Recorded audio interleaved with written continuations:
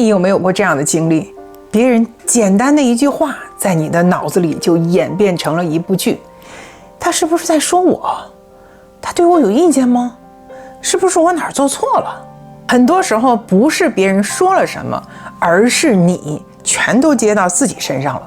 今天咱们就聊聊，为什么你总觉得别人是针对你，以及3个步骤让你不再动不动就觉得别人冒犯了你。我得要提一句，第3步是最重要的。先讲一个我自己的故事。我喜欢给家人做饭，而且还喜欢开发新的菜品。有一次菜刚端上桌，大家刚刚启动，就听到一句：这菜太咸了吧，你该不会把卖盐的打死了，哈哈。话音还没落，就听到另一个声音指着我新开发的四喜丸子说：这也叫四喜丸子，还是换个名吧。我生气地拉下脸，嫌不好吃你自己做去。他们忙着解释，可我心里很委屈，整个晚饭都一言不发。你看，他们说的是菜，可我体会到的就是他们不理解、不体谅，甚至否定我这个人。于是我觉得被孤立，很难受。说句实话，容易生气又脆弱的人很难拥有轻松的关系。其实把事情往自己身上想，在某种程度上是一种防御机制。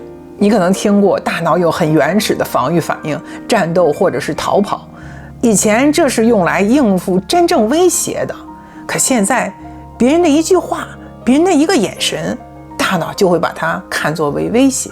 于是你进入一种状态，你想反击，想证明，或者开始防御。这种被冒犯的感觉，其实就是战斗模式在人际关系里的表现。那这个过程是怎么发生的呢？它发生的很快，但是模式很固定。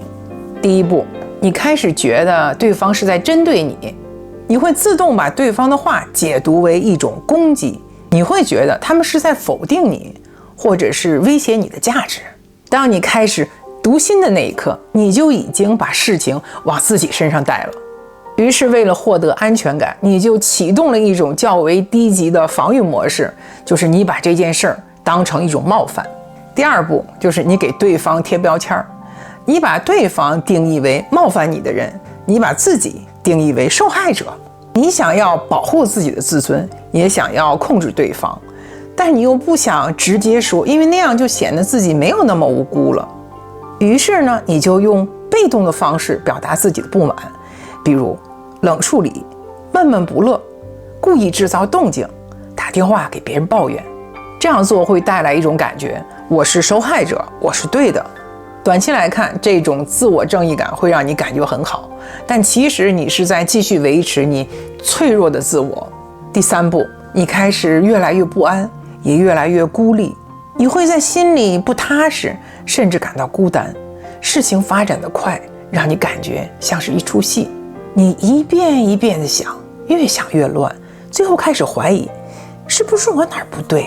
你也知道，你的反应并没有让事情更好。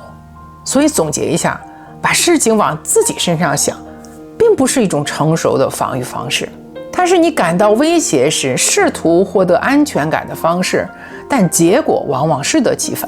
你在逃避的是表达真实需求，直接沟通，听别人怎么说。你在试图控制的是别人的想法、别人的行为，但其实这些都不在你的控制范围之内。结果是别人在你面前小心翼翼，你也失去了得到真实反馈的机会。而这些反馈本来是可以帮助你成长的，就像我前面说到做饭的那件事儿，后来很长一段时间，即使我主动问他们意见，他们也只是说挺好的，没问题的。是我当时的反应把沟通给堵住了，后来我慢慢调整，情况才改变很多。所以你以为你是在保护自己，但其实你是给自己套上了一个壳，把自己和别人隔开了。那我们怎么改变？其实就3步：清晰、界限、自我价值。第1步，清晰。面对一件事儿，首先要搞清楚发生了什么，以及你怎么理解它。发生了什么其实是事实，而你的理解其实是故事，这两件事儿不一样，但很多时候我们会把它混淆在一起。真正影响你情绪的，往往不是事实，而是你脑子中的那个故事。就拿我做饭那件事来说，我当时的感觉是他们在抱怨我，他们不理解我，不认可我，甚至在否定我，所以我很生气。但后来我慢慢意识到，他们不过是用开玩笑的方式提醒我盐放多了。而且说实话，我尝试新菜失败的时候也不少，通常是他们在帮我消化。换句话说，事实没变，但我的解读决定了我的情绪。再比如开车的时候，有人在后面滴你，你脑子立刻就会想，我开车很差吗？不，他们有问题，他们在故意找茬。但现实可能是他弯腰捡东西，不小心碰到了喇叭，或者是车里有什么急事儿。我们的脑子很习惯的把一切事都往我上面来靠，但很多时候这真的不是关于你。人攻击别人，往往是因为他们自己的不安。人脾气差，可能是压力大，心情不好，或者是根本就没意识到，这不一定是针对你。所以关于清晰，记住两点。第一，你通常没有证据证明对方是在攻击你，你觉得自己是在读心，有的时候反而是在投射自己的不安。第二，你只会在自己特别不自信的地方容易被刺到。举个例子，如果有人说你是苹果，你不会被冒犯，因为你很确定自己不是个苹果。但如果有人暗示你不太体贴，而刚好你在这件事上不太自信，你就很容易受伤。那具体怎么做呢？很简单，先别急着反应，闭嘴，深呼吸，给自己一点时间。另外，不要自动相信脑子里蹦出的第一个念头，换一个角度想想，他为什么这样说？会不会有其他的原因？更重要的是，去澄清而不是防御。你可以直接问，你刚才这样说是什么意思呢？第二步，建立界限。简单的说，就是分清楚什么是你的，什么是别人的。我们最容易卡住的一个点是，到底是我有问题，还是对方有问题？于是我们会要么生气，证明对方不对，要么内耗，反复怀疑自己。其实简单一点，只有两种情况，要么是关于我的，要么不是关于我的。第一种情况不是关于我的，很多时候别人只是状态不好，比如睡眠不好，压力大，情绪崩了。父母对孩子生气，很多时候也不是孩子不好，而是父母的状态不好。所以当别人无理、不敏感、情绪化的时候，那不是关于你，是他们的问题。那该怎么办呢？放下就好。你不需要去改变别人，因为那本来就不是你能控制的事儿。就好像你邻居捡草坪，要是你不喜欢，你在那边生闷气，是不是很荒唐？不是所有人都会喜欢你、认同你，或者按照你所期待的方式来对待你，这本身就很正常。那第二种情况，如果是关于我呢，那我就要想想，是不是我在哪些地方做得不好，是不是我需要改变什么。而低自尊的人很容易把别人的话当成攻击，而急着为自己辩解，来证明不是我的问题。但其实被冒犯很多时候只是一个壳，下面藏着被拒绝的恐惧，被否定的恐惧，不够好的不安。你怎么看自己，会直接影响你怎么解读别人。很多人会试图通过改变别人来获得安全感，让别人改变，控制别人，或者用情绪给别人施压，但这不可靠。真正可靠的是建立一个稳定的自己。这里一个关键问题是，你能不能放下防备，认真的问一问自己，我有什么需要改变的地方吗？当然很多情况很复杂，不只是一个人的错，两个人都有责任，但你只需要负责自己的那一部分。一个很实用的练习是区分什么是我能控制的，什么是我不能控制的。拿一张纸，把它从中间折成两半，一边写上我能控制的事情，另一边写上我不能控制的，像这样。在我不能控制的那一边，你把对方让你不高兴的行为举止全写下来；而在你能控制的这一边，你要把自己对自己的期望和改变全写下来。比如，我要听对方把话讲完，我做饭要少放点盐等等。很多时候我们会陷入一种模式，如果他没有那样做，我就不会这样做呀。于是我们很纠结，到底是我不好还是他不好呢？当我们开始反复纠结时，我们就把这张纸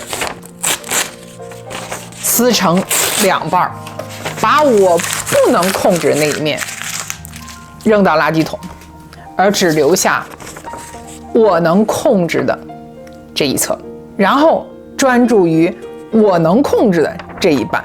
这就是把注意力拿回来。第3步，建立真正的自我价值，也就是内在安全感。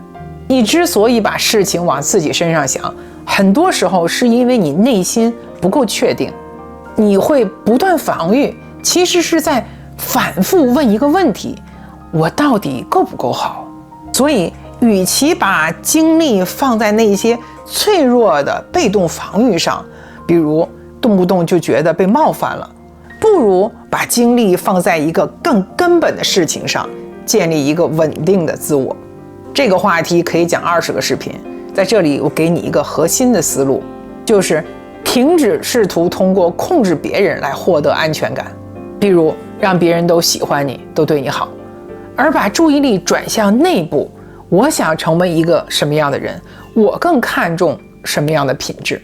举个例子，如果你在作为伴侣这件事上感到不安，你可以问自己：我想成为一个什么样的伴侣？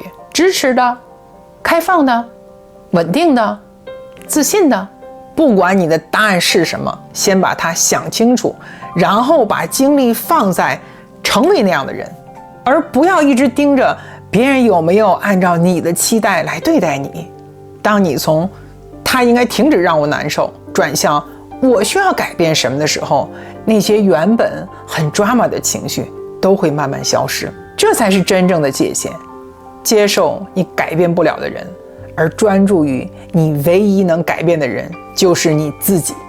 当你把价值感建立在别人怎么看你上，你就会一直不稳定。而当你开始基于我选择成为谁来生活，你就会慢慢稳定下来。这并不意味着你要变成完美，因为完美并不会带来安全感。真正重要的是保持一点好奇，持续在成长，知道你在往哪个方向走。只要你在往那个方向走，你其实就已经做得很好了。